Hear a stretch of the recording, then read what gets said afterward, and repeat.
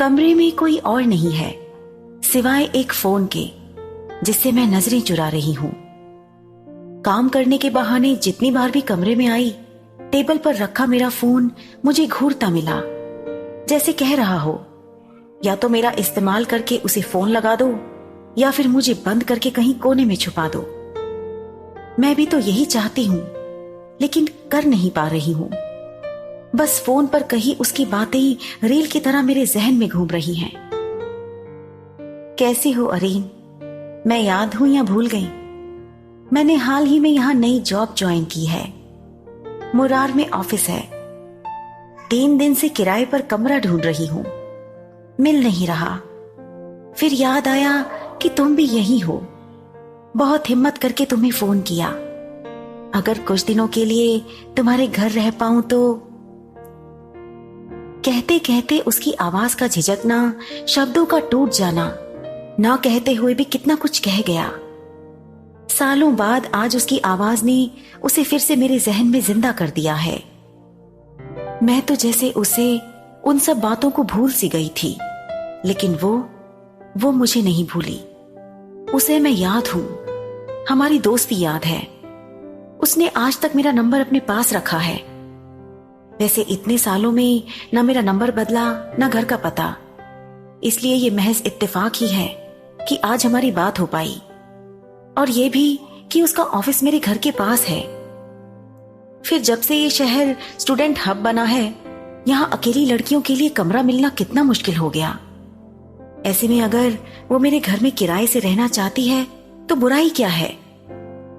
बुराई तो तब भी कुछ नहीं थी। मैं ही बस सोसाइटी और पति के बनाए खोखले ढांचे से बाहर नहीं निकल पाई थी और एक खुशगवार दोस्ती से मुंह मोड़ लिया था।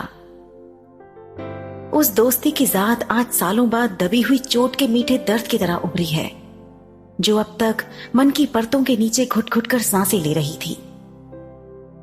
बहुत देर की कश्मकश के बाद मैं अपना फोन लेकर सोफे में धंस गई हूं।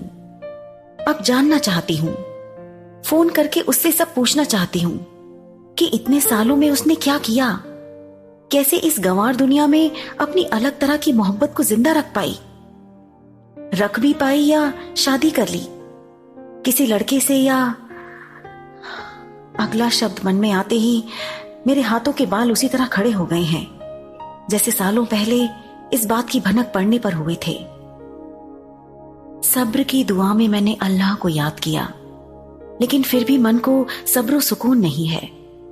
मन तो भाग रहा है उस हॉस्टल की तरफ, उस छत के उस कमरे की तरफ, शैली की तरफ, 7 साल पहले पीछे छूटी उस जिंदगी की तरफ। वो हॉस्टल में मेरा पहला दिन था, जब मैं वेटिंग हॉल में वार्डन के सामने खड़े होकर अपने लिए किसी रूम के अलॉट होने का इंतजार कर रही थी। 1 महीने लेट एडमिशन की वजह से सारे कमरे लगभग भर गए थे। शहर यूनिवर्सिटी से बहुत दूर होने की वजह से कहीं और जा भी नहीं सकती थी। रूम्स की लिस्ट पर वार्डन के साथ साथ घूमती मेरी नजरों ने जब रूम नंबर 50 के आगे 2 सीटर लिखा देखा तो फौरन वार्डन से वही रूम मांगा था, लेकिन वार्डन ने यह कहकर मना कर दिया कि तुम वहां नहीं रह पाओगी, रूम नंबर 51 में अपना सामान रख लो। एक 2 सीटर रूम खाली होते हुए भी मुझे 4 सीटर में पटकने के लिए मैं वार्डन को तब तक कोसती रही थी जब तक मेरी नई बनी रूममेट निधि ने मुझे रूम नंबर 50 का राज नहीं बताया था। उस दिन वो राज सुनकर न सिर्फ मेरे रोंगटे खड़े हो गए थे, बल्कि चौंकते हुए मेरी जुबान से निकला था, क्या वाकई? हाँ, कहते तो सभी यही हैं कि वो लेस्बियन है, बाकी ट्राई अभी तक किसी ने नहीं किया। ठिलठिलाकर हंसते हुए निधि ने जब मुझे बताया तो मैंने वार्डन और अल्लाह दोनों को शुक्रिया कहा था कि एक आफत से बचा लिया। उसके बाद रूम नंबर 50 में रहने की ख्वाहिश तो मेरी नहीं रही, लेकिन उस लड़की को देखने की ख्वाहिश जरूर सर चढ़ने लगी। मैं देखना चाहती थी, इस शौक को पालने वाली लड़कियां दिखने में नॉर्मल ही होती हैं या आम लड़कियों से अलग? क्या कुछ अलग होता होगा उनके शरीर में जिससे उनकी अलग पहचान होती है? क्या वो किसी अलग रंग रूप की होती हैं? या उनकी कमर सीधी बिना किसी लचक के होती है? या उनका सीना गोल ना होकर चपटा या किसी और आकार का होता है? और कमर के नीचे। जब मेरे ख्याल उसकी कमर के नीचे तक पहुंचे तो मैंने उन्हें छी छी कहकर दुत्कार दिया था। बहुत से जहनी शैतानों को सुलाने के बाद आखिर में मैं बस एक बार करीब से रूम नंबर 50 वाली लड़की को देखना चाहती थी। जिंदगी में पहली बार घर से और अपने माँ बाबा से दूर हॉस्टल पढ़ने गई थी। ग्रेजुएशन कर लिया था, लेकिन अपने हिसाब के बाहर की दुनिया, अपने हिजाब के बाहर की दुनिया, समाज, फैशन, नए जमाने की बातें और तौर तरीकों से बिल्कुल अनजान थी। ऐसा नहीं था कि मुझे मनाही थी, बस मेरी फितरत ने मुझे कभी किताबों और कुरान के बाहर झांकने ही नहीं दिया। घर में रहकर भी कभी अखबार या समाचार सुना पड़ा नहीं। मेरे मंगेतर जुनैद की जिद ना होती तो शायद मैं कभी घर से बाहर पढ़ने भी न जाती। वो चाहता था कि मैं शादी से पहले अपनी मर्जी जितना पढ़ लूं, मगर हॉस्टल जाने से पहले मुझे भोली, बुद्धू और दीन दुनिया की तरफ ना समझ देखकर उसने मुझे इस हिदायत के साथ पढ़ने भेजा था कि हॉस्टल में सिर्फ पढ़ने में मन लगाना। हॉस्टल की लड़कियां अच्छी नहीं होती, फिजूल आजाद होती हैं, उनसे जरा बच के रहना। मैं भी तो यही चाहती थी।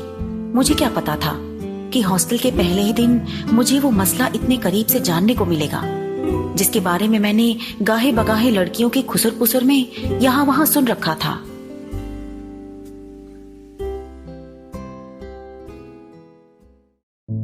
हॉस्टल के शुरुआती हफ्तों में मुझे रूम नंबर 50 वाली लड़की से मिलने का मौका नसीब नहीं हुआ था।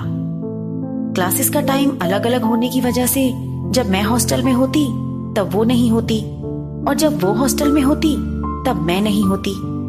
जूनियर थी वो मेरी, बस एक मेस ही ऐसी थी जहां उसके दिख पाने की उम्मीद थी, लेकिन वहां भी उसकी कोई खबर नहीं लगती। मुझे लगा शायद खाती पीती ना हो, या उसके अजीब शौक की तरह उसका खाना भी हमसे अलग हो। तब तक मुझे उसका नाम भी नहीं पता था, जो मैंने एक रात छत पर टहलते वक्त निधि से पूछ लिया, यार उसका कोई नाम नहीं है क्या? सब लोग उसे मिस एल क्यों कहते हैं? तुम डम्बो ही रहोगी। अरे एल मतलब लेस्बियन, वैसे उसका नाम शैली है, निधि ने कहा था। फिर मैंने झिझकते हुए इतनी धीमी आवाज में पूछा था कि मेरे कान भी ना सुन ले। किसी ने उसे कभी कुछ करते हुए देखा है क्या? पता कैसे चला कि वो मिस एल है? अपने मुंह से लेस्बियन बोल दोगी तो नापाक नहीं हो जाओगी, निधि ने मेरी झिझक के खिल्ली उड़ाते हुए कहा था। फिर बोली थी कि उसने भी बस सुना ही है, बात की सच्चाई का किसी के पास कोई सबूत नहीं। मैं निधि से कोई और सवाल पूछती उससे पहले ही किसी को दिखाते हुए वो बोली थी, लो देख लो, वो रही। आज किस्मत चमक गई तुम्हारी, एक लेस्बियन को देख लिया तुमने। पागल हो तुम, उसने सुन लिया तो? मैंने डरते हुए कहा था। मैं शैली को इस बात की भनक नहीं लगने देना चाहती थी कि हॉस्टल की दूसरी लड़कियों की तरह मैंने भी उसे एक हॉट गॉसिप का सब्जेक्ट बना दिया है।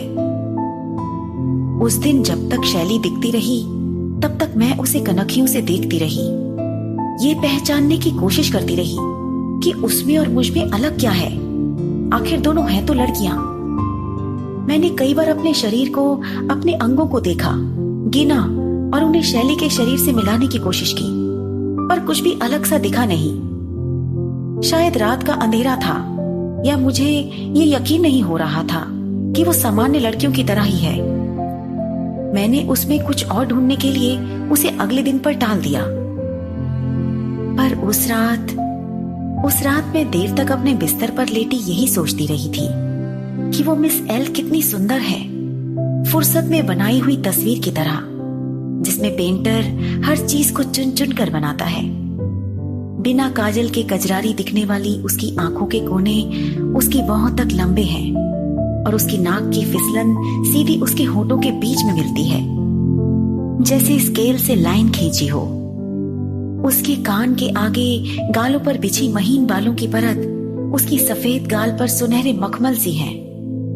इन सब के बाद भी मुझे उस खूबसूरती का होना एक झूठ लगा, जिसकी तारीफों के कसीदे कोई मर्द ना पढ़ पाए। उस हुस्न का मतलब ही क्या?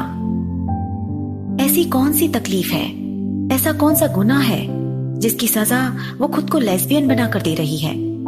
ऐसा क्या हुआ होगा उसके साथ जिसने उसे ऐसा बनने पर मजबूर कर दिया? वो लड़कियां मर्दों की तरफ से कितनी तन्हा और रुस्वा होती होंगी जो लड़कियों में दिलचस्पी रखने लगती हैं। शायद अपने आसपास के मर्दों का कोई ऐसा रूप उसने इतना तकलीफदेह लगने लगा होगा कि उनके हिस्से का प्यार, जज्बात भी वो औरतों में ढूंढने लगती है। ऐसी ही कोई वजह शैली के साथ भी होगी। जैसे जैसे मैं शैली को जानने लगी, उससे एक जुड़ाव और सहानुभूति महसूस करने लगी थी। मैं रोज उस रूठी हुई वजह को जानने की कोशिश करती, जिसे मनाकर मैं शैली से उसका पीछा छुड़ा पाऊं और उसे सही रास्ते पर ले आऊं।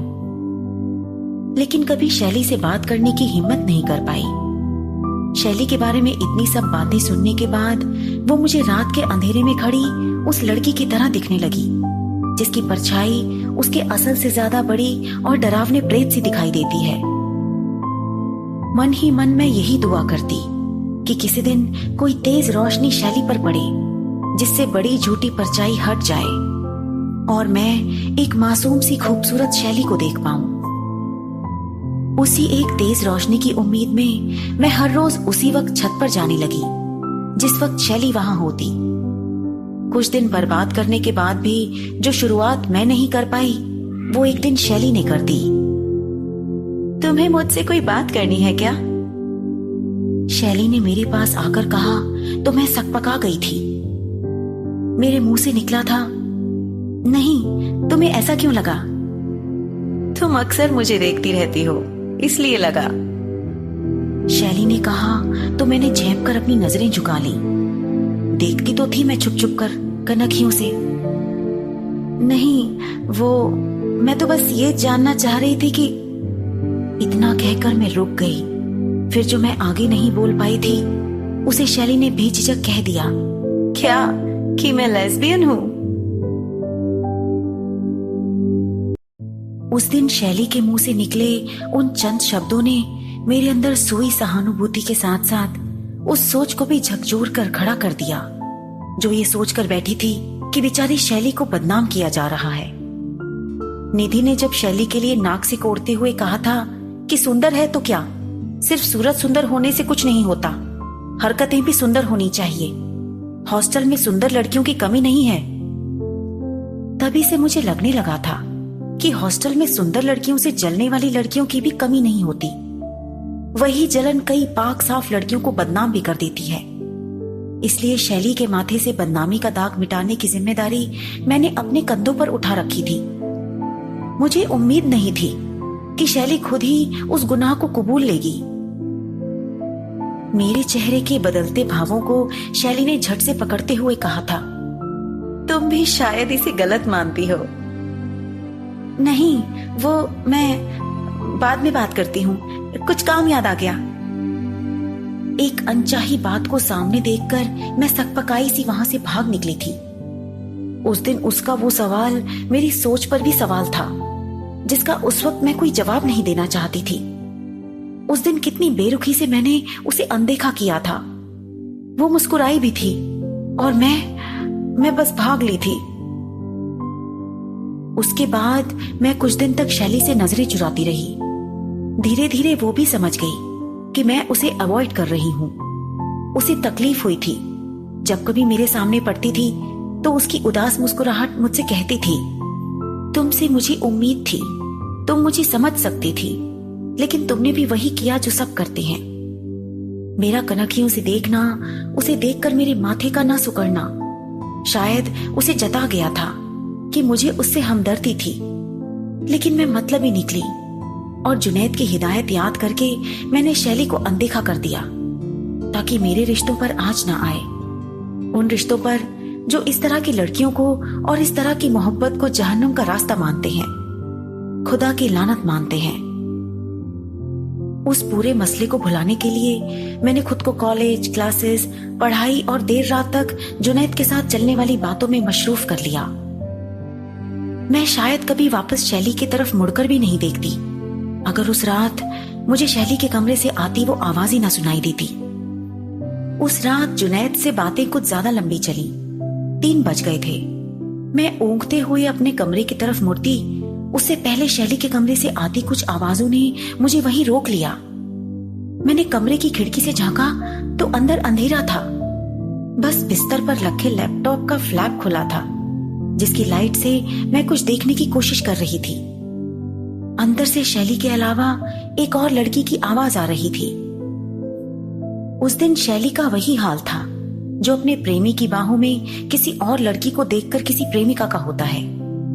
तुम्हारा बॉयफ्रेंड है और तुमने मुझसे झूठ बोला। दूसरी लड़की ने शैली को दुत्कारते हुए कहा था। हाँ, मैंने झूठ बोला और मैं तुम्हें उसकी वजह बताना जरूरी नहीं समझती।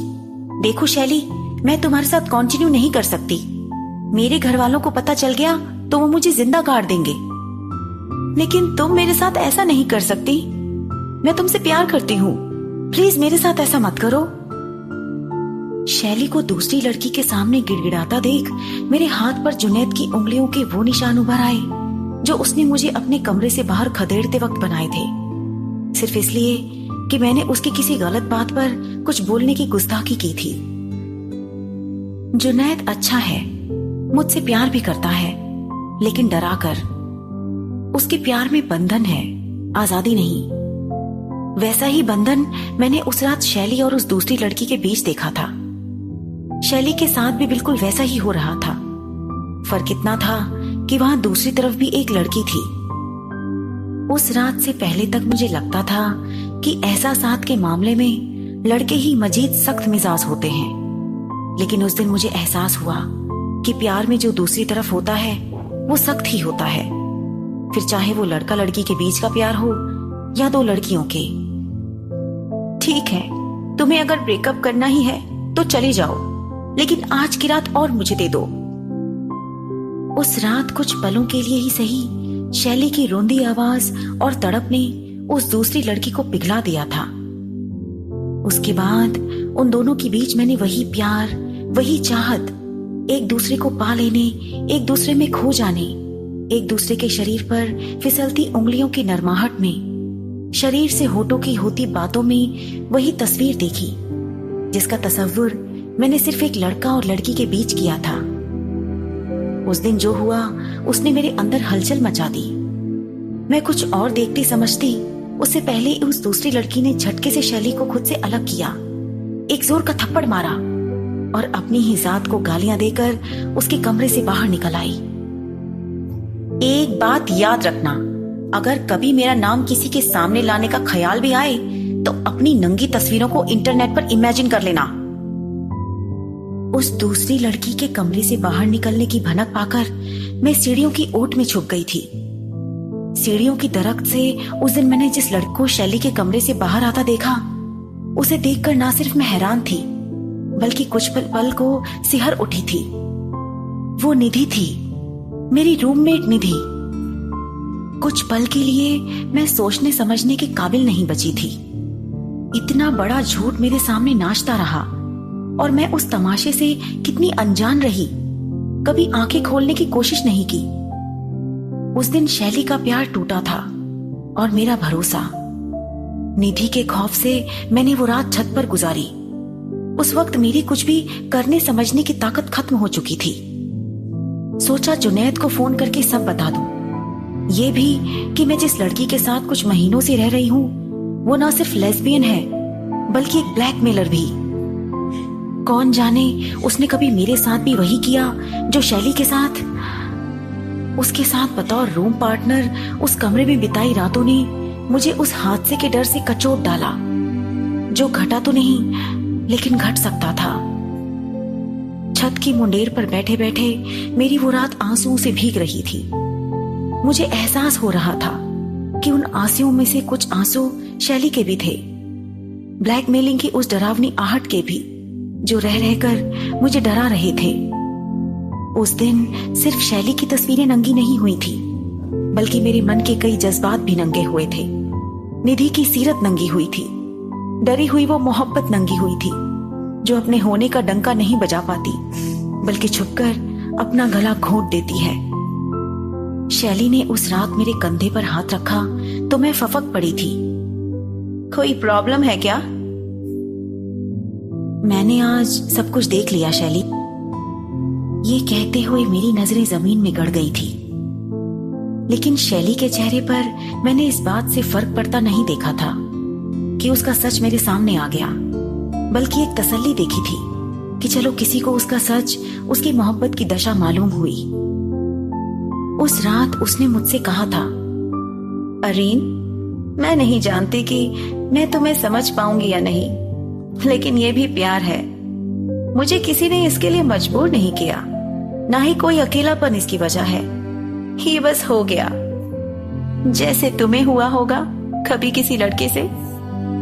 हाँ, बस फर्क इतना है कि मेरा प्यार मेरे ही जैसी किसी लड़की के लिए है। मुझे खुद पता नहीं लगा कि कब मैं और निधि एक हो गए।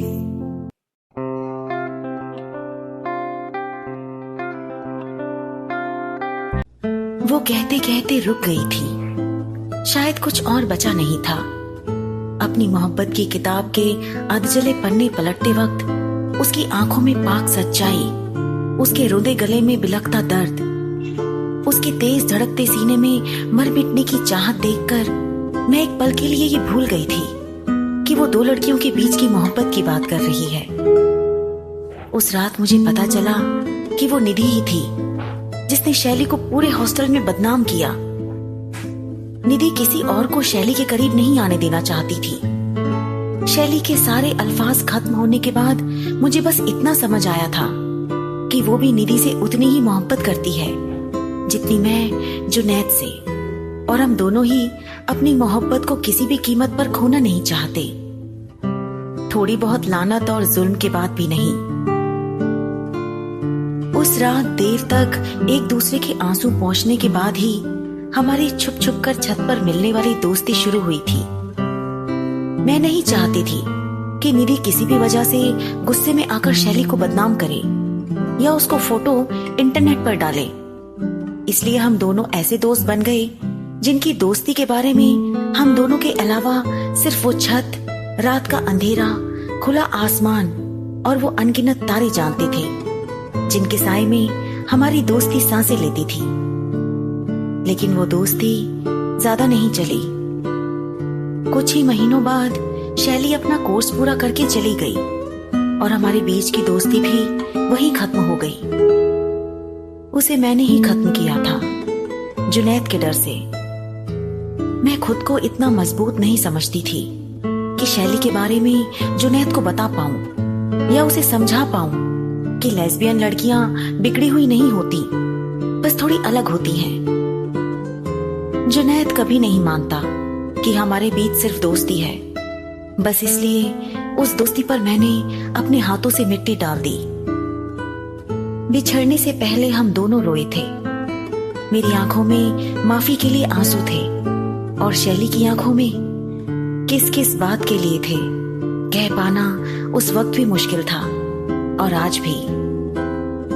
बंद पलकों के पीछे से लुढ़कते आंसू देखे तो जुनैद ने मुझे उठाया। क्या हुआ है तुम्हें? मैं अब तक सोफे में धसी हूँ। शाम हो चुकी है। जुनैद ने पूछा। अरे क्या हुआ? बहुत देर से घंटी बजा रहा था, लेकिन तुमने दरवाजा नहीं खोला, तो मैं अपनी चाबी से लैच खोलकर अंदर आ गया। मैंने कहा, हाँ, बस आंखें दुख रही थी। फिर बिना सोचे ही वो बात भी कह दी जिसके बारे में सोचकर सालों गंवा दिए। जुनैद, मेरी हॉस्टल टाइम की एक दोस्त है शैली। उसे किराए से कमरा चाहिए। तुम्हें ऐतराज ना हो तो अपना ऊपर वाला कमरा उसे दे दूं? हाँ हाँ, क्यों नहीं, तुम जानती हो तो दे दो। कमरा किराए से भी उठ जाएगा और तुम्हें कंपनी भी मिल जाएगी। जुनैद ने कहा तो मैं मुस्कुरा दी। मैं जानती थी कि अगर जुनैद को पता लगा कि शैली लेस्बियन है तो वो उसे कभी कमरा नहीं देते, लेकिन कहीं से तो शुरुआत करनी ही थी उस दोस्ती की जिसे मैंने बिना किसी कारण खत्म कर दिया था। आज जुनैद से एक छोटा सा झूठ मुझे गलत नहीं बल्कि अच्छा लगा। मैं खुश हूं कि आज पहली बार मैं भी शैली को एक लेस्बियन के तमगे से हटाकर सिर्फ एक लड़की और अपनी एक दोस्त के रूप में देख पाई हूं।